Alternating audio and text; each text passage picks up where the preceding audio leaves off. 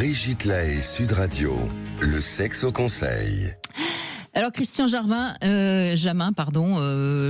excusez-moi, j'écorche votre nom. Qu'est-ce qu'une perversion, c'est un mot comme ça qu'on va mettre un petit peu à toutes les sauces. Eh bien moi j'aime bien cette phrase, la perversion c'est le fantasme d'un autre.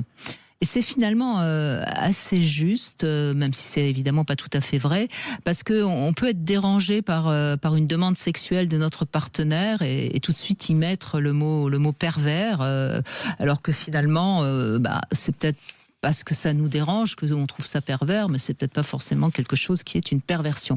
Donc je vous propose un petit rappel de ce qui serait une perversion en sexologie. Alors déjà, si votre partenaire s'occupe uniquement de son plaisir et que vous n'êtes qu'un objet qui est là pour le satisfaire ou pour la satisfaire, eh bien c'est déjà un petit peu pervers, puisque vous n'êtes pas sujet de la relation, vous êtes l'objet de monsieur ou de madame dans la relation. Autre cas où on pourrait parler de perversion, c'est lorsque quelqu'un ne peut jouir que d'une certaine manière. Et là, on va parler d'un système pervers. Par exemple, un homme qui ne pourrait jouir que si sa partenaire porte des bas noirs avec des hauts talons rouges et que si elle a pas ça, il n'arrive pas à jouir. Là, c'est pareil, on est dans un système de pervers.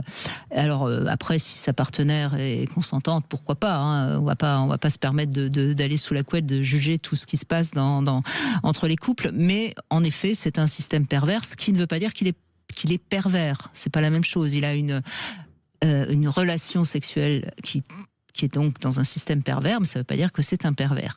Bon, néanmoins, on a absolument le droit de pas aimer certaines pratiques. Je crois que c'est simplement pour ça qu'il est important de communiquer quand on est avec quelqu'un sexuellement. Et puis, si le partenaire insiste ou vous oblige à faire quelque chose que vous n'avez pas envie de faire, à ce moment-là, vous pourriez en effet considérer qu'il devient pervers. Et pour éviter le terme de perversion en sexologie, on préfère parler de paraphilie, qui est un terme moins connoté que le mot pervers. Voilà. Petit rappel, de temps en temps, ça fait du bien.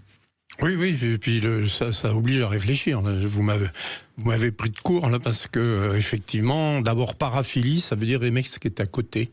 Oui, ce qui est déjà moins connoté que pervers. Pour moi, le mot pervers a quelque chose de péjoratif dans le sens de douleur vers de l'autre. Oui, bien sûr, c'est toxique. Quelqu'un qui est pervers est toxique. Ce qui n'est pas la même chose que le fétichisme, de ce dont vous avez parlé là avec ceux qui aiment les porte-jartelles ou les culottes roses.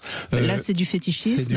Et on considère que c'est une paraphilie et un système pervers dans la sexualité. Enfin voilà, mais c'est après. Ce que je voulais dire, c'est que ça oblige à beaucoup réfléchir, tout ce que vous venez de dire. Exactement. Mais après tout, si on est deux personnes d'accord sur une pratique qui est un peu paraphilique, pourquoi pas. Il n'y a pas de mal à se faire du bien. On est bien d'accord. Et puis, comme il n'y a pas de mal à se faire du bien, ce serait pas mal que vous soyez le gagnant aujourd'hui de ce cracker peau contre peau de Passage du désir. C'est un objet